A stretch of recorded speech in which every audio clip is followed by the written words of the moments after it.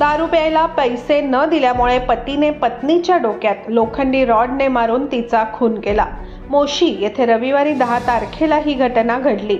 जयश्री मारुती बाबना, वय वर्ष 47, राहणार शिवाजीवाडी, मोशी असे खून झालेल्या पत्नीचे नाव आहे। मारुती बाबना, वय वर्ष 50 असे गुन्हा दाखल झालेल्या पतीचे नाव आहे। या प्रकरणी मुलगा बालाजी मारुती बाबना, वय वर्ष 29 याने MIDC भोसरी पोलीस ठाण्यात फिर्याद दाखल केली आहे।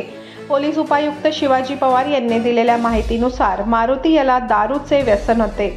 त्याने रविवारी पत्नी जयश्री याच्याकडे दारू पिण्यासाठी पैसे मागितले, मात्र जयश्री यांनी पती मारुती याला दारू प्यायला पैसे देण्यास नकार दिला। या कारणावरून मारुती याने जयश्रीच्या डोक्यात लोखंडी रॉडने मारून तिला जखमी केले। त्यात जयश्रीचा मृत्यू झाला। याबाबत माहिती मिळताच पोलिसांनी घटनास्थळी धाव घेतली।